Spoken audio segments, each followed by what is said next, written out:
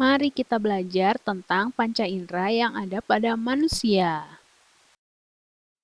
Kita diberi oleh Tuhan kemampuan untuk melihat pemandangan yang indah, merasakan enaknya coklat, mendengar lagu, mencium wangi bunga, dan udara yang dingin. Kita memiliki kemampuan tersebut karena memiliki alat indera. Apakah kalian tahu artinya alat indera pada manusia? Alat indera adalah alat untuk mengetahui keadaan sekelilingmu. Manusia memiliki 5 alat indera, makanya dinamakan panca indera. Sekali lagi, 5 alat indera manusia disebut panca indera. Panca indera manusia terdiri dari mata sebagai indera penglihatan, telinga sebagai indera pendengaran, hidung sebagai indera pencium bau, lidah sebagai indera pengecap atau perasa, dan yang terakhir kulit sebagai indera peraba. Bagian 1. Mata sebagai indera penglihatan. Indera penglihatan yaitu sepasang mata yang berbentuk seperti bola dengan diameter 25 mm dan terletak di rongga mata sehingga mata kita bisa melihat ke samping, ke atas, dan ke bawah.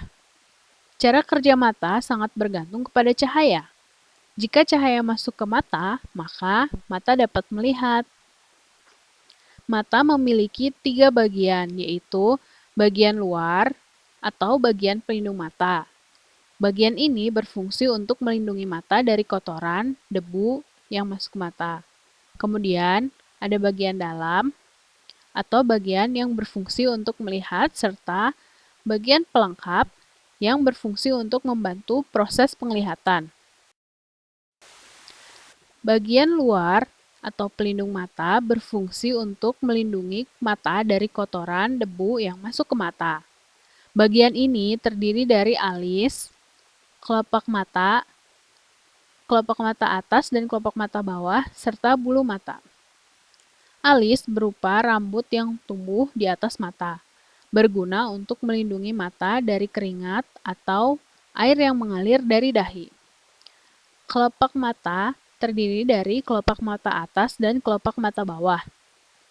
Kelopak ini berguna untuk melindungi mata dari benda-benda asing seperti debu, asap, dan air. Kelopak mata akan menutup dengan cepat jika ada benda asing yang akan masuk ke mata. Selain itu, kelopak mata berguna untuk membantu mata untuk beristirahat serta mendorong kotoran keluar dari mata. Bagian terakhir yaitu bulu mata, berupa rambut yang tumbuh pada kelopak mata, berguna untuk menahan debu dan kotoran yang akan masuk ke mata.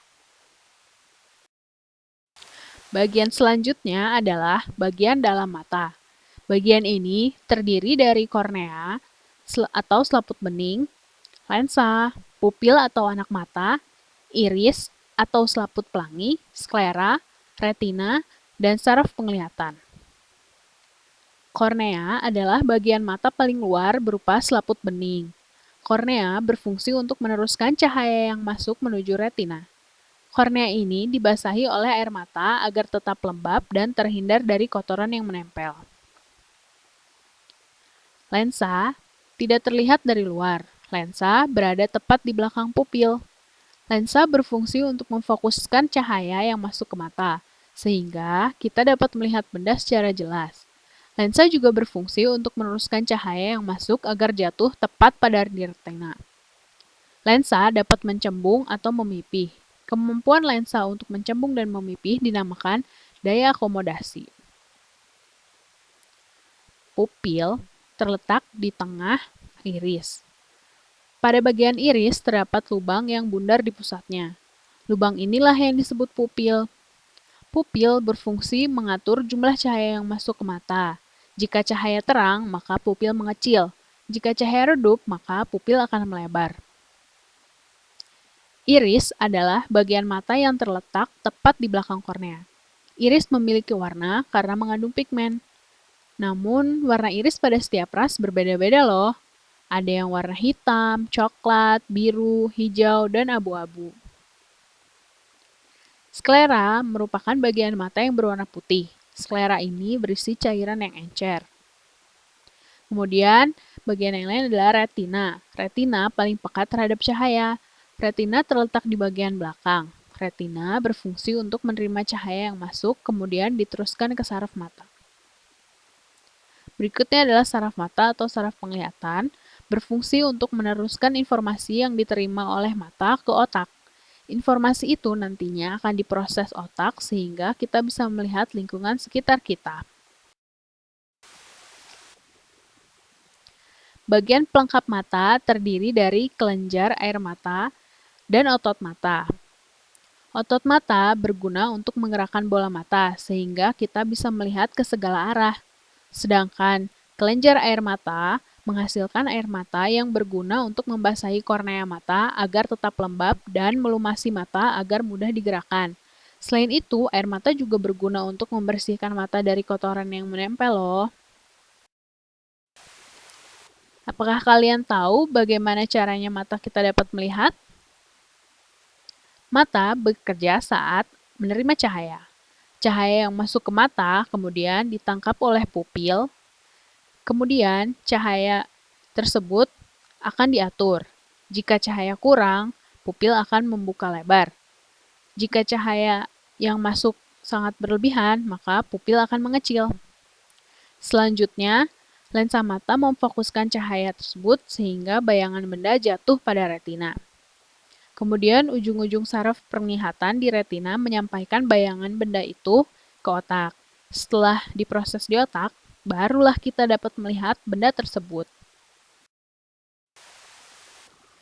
Kelainan pada mata bisa beragam bentuknya. Mata merah disebabkan oleh masuknya benda asing ke dalam mata. Akibat dari mata merah yaitu mata terasa gatal, perih, dan memerah. Jangan pernah menggosok mata jika ada kotoran yang masuk. Rabun jauh atau miopi adalah berkurangnya kemampuan mata untuk melihat benda pada jarak yang jauh. Pada penderita miopi, cahaya jatuh di depan retina. Akibatnya, benda pada jarak jauh tidak dapat terlihat dengan jelas. Miopi bisa dibantu dengan kacamata berlensa cekung atau negatif. Kelainan mata yang berikutnya yaitu rabun dekat atau hipermetropi. Rabun dekat adalah berkurangnya kemampuan mata untuk melihat benda pada jarak dekat. Pada penderita hipermetropi, cahaya jatuh di belakang retina. Akibatnya, benda pada jarak yang dekat tidak dapat terlihat dengan jelas. Hipermetropi bisa dibantu dengan kacamata berlensa cembung atau positif. Mata tua atau presbiopi biasanya dialami oleh orang lanjut usia. Penderita presbiopi tidak bisa melihat benda pada jarak yang dekat dan jauh. Presbiopi bisa dibantu dengan kacamata berlensa cekung dan cembung. Berlanjut pada kelainan mata yang lain yaitu rabun senja. Rabun senja adalah berkurangnya kemampuan mata untuk melihat benda pada waktu senja. Kelainan ini disebabkan oleh kekurangan vitamin A. Kemudian ada buta warna atau ketidakmampuan mata untuk membedakan warna-warna dengan jelas. Buta warna dibagi menjadi dua macam, yaitu buta warna total dan buta warna parsial. Buta warna total tidak bisa membedakan semua warna, sedangkan penderita buta warna parsial hanya bisa melihat warna-warna tertentu, misalnya merah atau biru. Untuk memelihara kesehatan mata, kita perlu melakukan hal-hal berikut ini. Pertama, tidak membaca buku dengan jarak yang dekat. Jarak antara mata dan buku ketika membaca adalah sekitar 30 cm. Kemudian, jangan pernah membaca di tempat yang gelap. Biasakan membaca buku di tempat yang cukup terang. Tidak menonton TV pada jarak yang dekat. Kemudian, jangan menggosok mata saat kotoran masuk ke mata karena bisa melukai mata. Kemudian, makan makanan yang mengandung vitamin A. Vitamin A baik untuk mata. Contohnya hati, telur, susu, buah-buahan yang berwarna kuning dan merah. Selanjutnya, kita bisa periksa ke dokter jika terjadi kelainan pada mata.